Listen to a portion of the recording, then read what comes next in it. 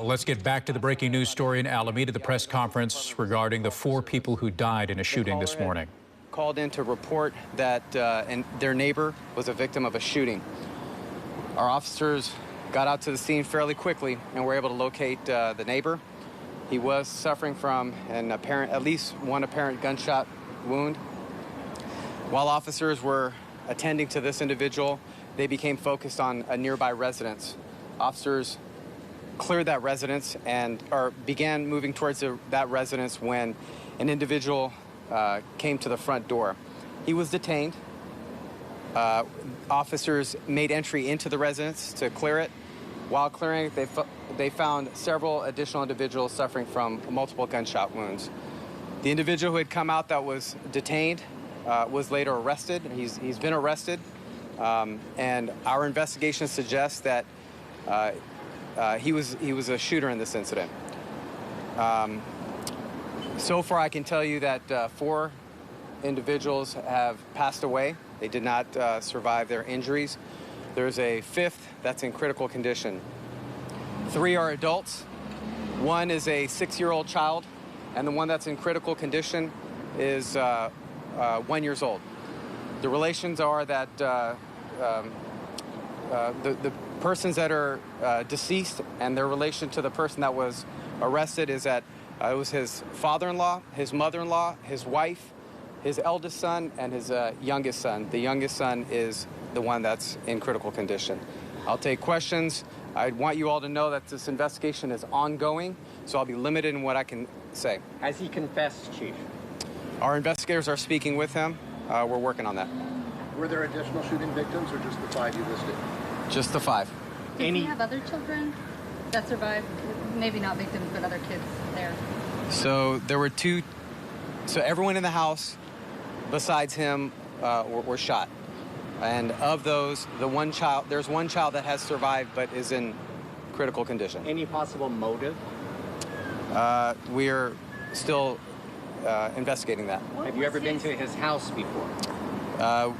They recently moved to that address, so there are not a lot of calls. I believe there was 1 call where someone from the residence reported being a victim of a theft.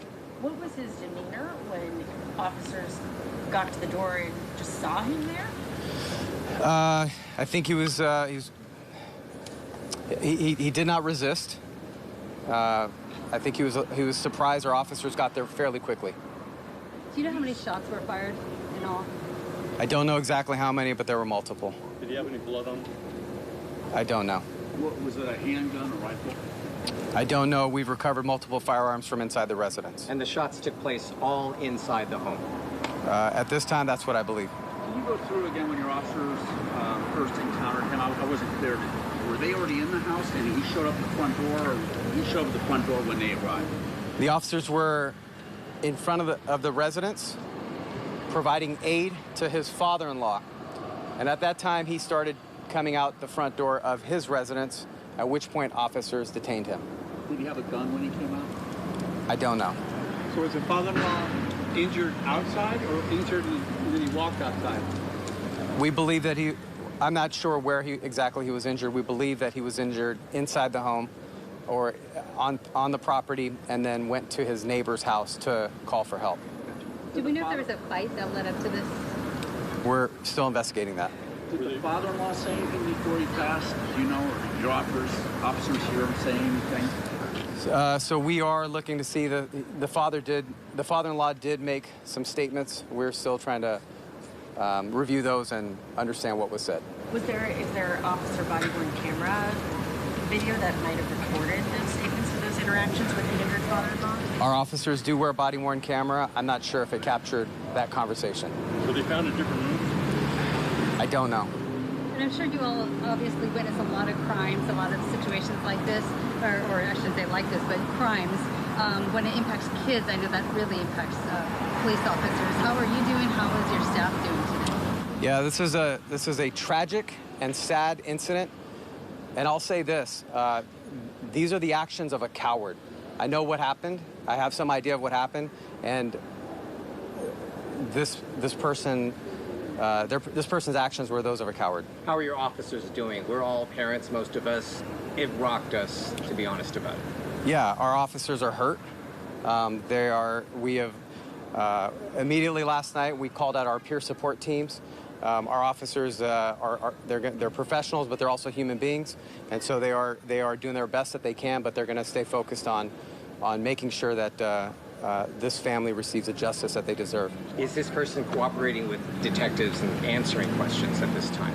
I know our detectives are speaking with him. I haven't reviewed the interview itself.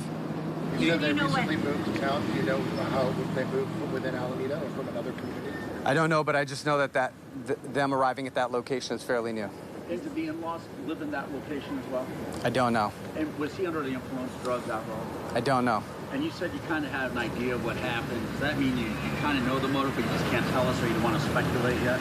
No, I know that a 6-year-old and a 1-year-old were shot, and so were elderly people, and so that's what I do know, and I can with that information say that what he did was tragic, sad, and the actions of a coward.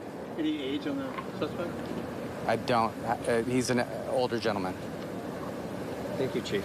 Did any of the other victims say anything before they passed? Just like a farm maybe the child, the children, or the mother-in-law or wife? I'm not aware of what other statements have been said. All right. Thank you all. We'll keep you posted. Thank you. Thank you, Chief.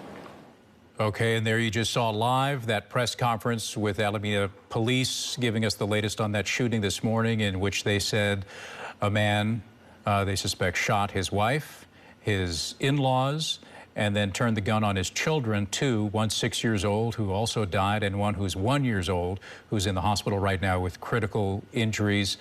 We'll look for more information to come out later in the day as they're questioning that father right now.